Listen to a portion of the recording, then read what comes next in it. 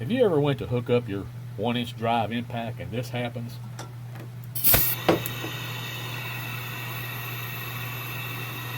leaking, or that, wants to run all the time, well, I'm going to show you how to fix that. For demonstration purposes, I'm going to show you how to repair the throttle valve, inlet valve, wants to run all the time, seeps air by, whatever you want to call it, is doing on your 1-inch drive Ingersoll Rand. This is a 285A. This will work on the 285B also. 295, 295B, 295A.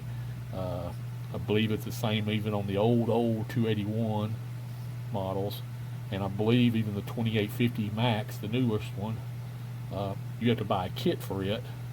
They don't sell the parts individually, but I think I've only done like one of them, I think, and I don't have one in here right now, but I think the ball and the spring is the same in it too. But anyway, but for purposes, I don't have the complete tool here. This is just an old one I had. Anyway, we're going to show you how to fix it. Okay, the first thing you're going to want to do is take a 1 1/16 wrench or crescent wrench and break this inlet fitting loose, inlet bushing. Sometimes it's pretty tight. Sometimes they put Loctite on. You have to put it in a vise, break it down. It can be kind of tight, so beware. Once you get it loose, just unscrew it out of there. And that's the inlet bushing. Then you got a spring. Check it. They can go bad too. They get rusty and they'll break, whatever. Inside that, next, you're going to have the throttle valve ball, or just throttle valve, they call it. But it's a 5/8 inch plastic ball. And below that, you got the throttle valve pin. It's a little pin here. It's rounded on one end and kind of concaved on the other. The concaved end fits against the ball. The rounded edge fits down here against the trigger. So if you don't have to mess with it, you can clean this out. Go ahead and clean it out if you need to. What happens is a lot of times this ball, they get bad, and sometimes they just get beat up, whatever, and they'll just kind of want to run a little bit, or mostly just seep air by, so it just never wants to shut off. Other times, what happens because most people will just deal with that, but eventually from that it'll go until it'll break into pieces. Basically, you'll go to push a trigger, pushing the trigger pushes on the pin, it pushes on this ball, and it just busts apart at some point. And it can break into half, or it can break into 50 pieces or whatever. If it breaks into 50 pieces, then you need to make sure you get it all out of there. Some of it may go into the air motor. If your air motor is still turning okay, or it was running okay, it seemed like, still had power and everything, then there's probably nothing in there. But take it upside down, dump out the crap that's in there in plastic pieces, try to blow it out, pick it out, however you can get all the old pieces out of it.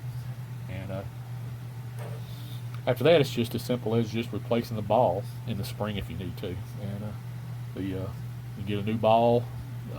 Part number on it is a 285B-50. That's just a little plastic ball. And then 285B-51 is a spring if it's bad. And basically, you just make sure when you go back with it, the rounded edge goes down, the concaved end faces up. Drop it down in there, and then next goes the ball. Next goes the ball, then the spring. On some of these springs, I think it was maybe on the old 281. I'm not sure. The spring was bigger on one end, the end that fits inside here. The other end was a little bit smaller, I believe. It was kind of a little bit of a bevel to it. Just make sure you put it in the correct way to where. But on these, the spring is the same. It's the same diameter all the way, so it doesn't really matter which way you put it in there. Put that in there, and like I said, you can change out this O-ring if you want to. It's just a standard O-ring. not gonna search for the number on it, but anyway, that screws back in there. You can get you a little bit of blue Loctite. Get you something like the blue Loctite, not the permanent stuff, not the red stuff, because you want to be able to take it. This just keeps the vibrations down. But you can squirt you. Usually, what I do is after I screw it in a couple threads, I'll squirt some on there. That kind of keeps you from getting down inside there. But right now, this is an old stove, so I'm not gonna. I got still. This is just for parts or whatever. As you can see, it's missing the whole end of it. But anyway, get that in there and tighten it back up. Good snug. Like I said, put Loctite on it. You don't have to tighten it up near as tight because the Loctite will do the work as it tightened it basically. But once you get in there, make sure your trigger's working like that. And now it's just seeing if it doesn't run all the time. Put your fitting in here.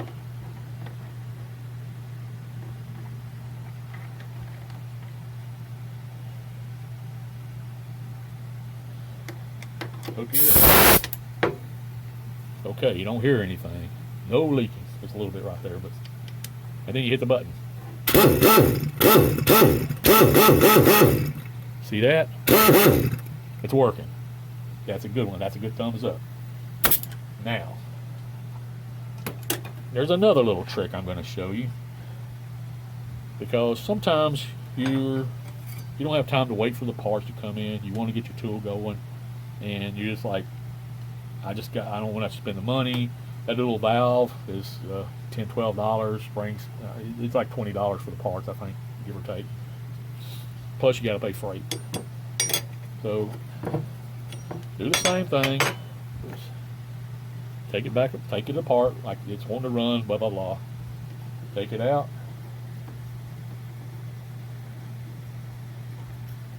Take your spring out.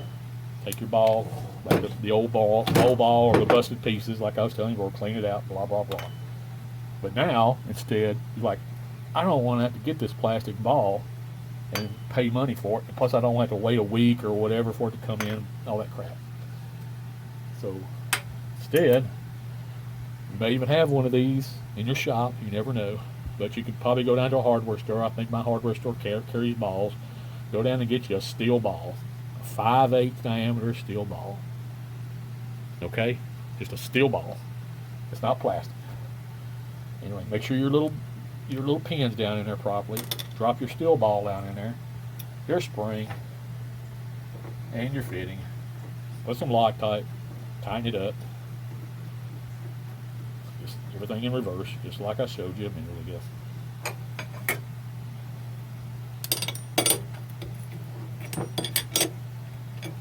Tighten her up, and let's put your air to it and see what happens. Wow, I don't hear anything on that either. A little bit leaking around that because I don't have it tight all the way.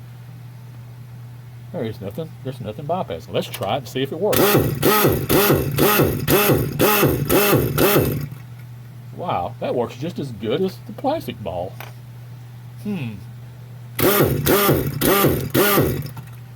you know what? A steel ball doesn't ever break apart. Sure, they may rust at some point, and you may have to replace it because of rust. You know, and who knows how long that'll take? Maybe a couple years, 5 years, who knows?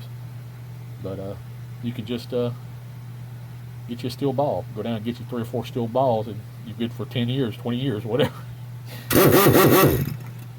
May have to still replace the spring. Spring, of course, you can usually find those at a hardware store too. I just thought I'd make that little video. That's on the 285, Ingersoll Rand, 285, 285B, 281, 285A. Like I said, I'm not positive about the 2850 Max, I think it's called, the newest one I think they got. If you look up parts breakdown on it, it shows the same things. It shows a ball and a spring, but they sell it as an assembly, basically. You got to get the little kit, and they don't have different individual part numbers for the parts, so I can't tell exactly. But I think I've done one of these before, a 2850 Max, excuse me. But they're fairly new, so I haven't seen too many of them, or if any. I think I've seen one. And from what I remember, I think it had the ball wasn't even bad in it, but I think it uses the same thing. So anyway, I hope this helps you out on this tool. Like I said, they ain't gonna fix every type of brand you got. Chicago Pneumatic's got a different type thing. Some of your older Ingersoll Rand's got a different kind of valve. Half-inch drives, everything's different. This is just on an Ingersoll Rand 1-inch drive. This is a 1-inch drive Ingersoll Rand. The 1-inch drive, like I said, the pistol grip style, 285, 295, 291, 295B, I believe. They all use the same thing. So, anyway, hope this helps you out. If you like this video, it helps you out. Like I said, maybe saves you some bucks. Give me a like, subscribe, all that good junk. And you can even hit that hype. If you got the hype button, I think you can hype my videos. I know people do it sometimes. Hit that hype. It helps me out too. Comment also helps me out. So leave a comment if it helps you out. Anyway, take care. Bye-bye.